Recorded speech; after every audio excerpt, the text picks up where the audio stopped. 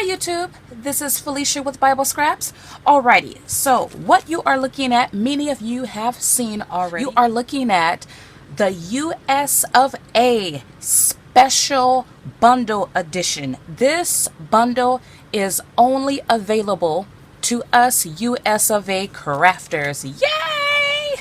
Okay, so in that video, which I will have linked in my description box, I shared both of the magazines and both of the full-size stamp sets that you get. The one you're looking at here, I briefly shared this stamp set. In this video, it is all about me sharing with you how I unmount these stamps from the carrier sheet. Well, I'm actually going to mount these stamps because sometimes clear stamps can be hard to remove from the backing, and there are several ways you can do it. I am going to show you the way I do it. And I got some good news for you. There are more special US of A only editions that will be available real soon. So if you are interested, hit that subscribe button for exclusive information. If you decide to adopt my method, these are the things that you will need. Your stamp sheets come with a protective liner. You're going to need that. You're going to also need adhesive. You will need permanent ink. I'm using Stays On. You'll also need a sander. And then you'll need some type of pad. This is a foam pad to stamp on. But before we get started, I just want to show you that these stamps, they're really stuck on the backing sheet. Some of them I did manipulate the corners to try to raise the stamps up, but they're on pretty good. Now, in my last video, I got several comments of how you all remove your stuck stamps from the sheet, and some of you use oil, some of you use the heat gun, and I don't recall the other comments. If you're interested, go back to that video and read the comments. I'm going to share with you the method that works for me, that's the easiest for me.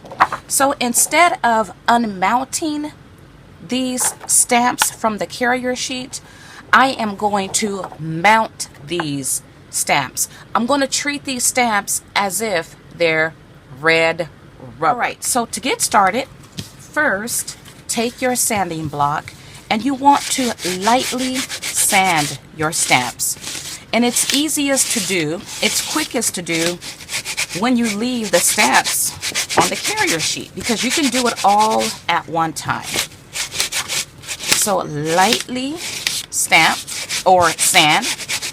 And what the sanding does, it provides a better impression. I don't know where I got this tip from. Perhaps I read it on a blog, but many of you are aware of this already.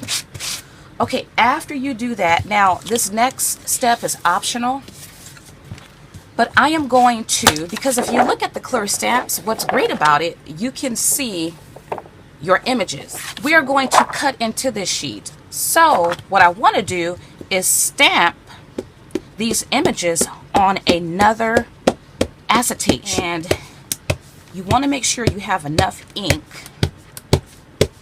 and you can see your images turn black. Now this is where the foam comes in handy, because you always get a better impression when you have cushion. Place your images on your acetate liner and give it a good rub. Now, I would use my brayer, but I don't have it with me. Hands should suffice.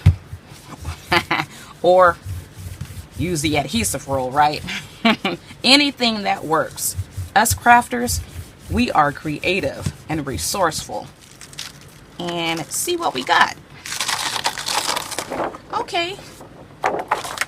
It's not as dark as I want it, but it'll do. And then I'm taking a baby wipe that has dried out to try to get off some of the ink. StazOn can stain stamps. I know for sure rubber stamps, but for some reason I remember it comes off of clear stamps. I could be wrong, but anyway, if it's stained, it's not going to affect your stamping. Apply double stick adhesive to your stamp sheet. This is the sheet that has the stamps on it. You can use your Xyron machine. I think that probably would go through. Or you could use rolls of tape.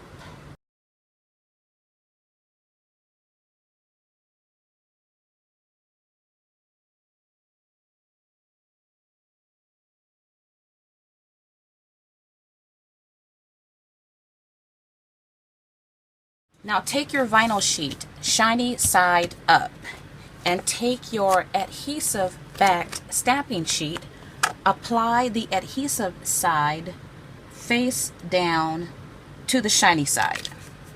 Or cut off the excess vinyl, and then cut your images.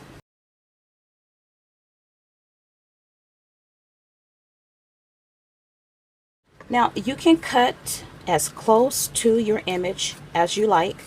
Test out the scissors that works best for you.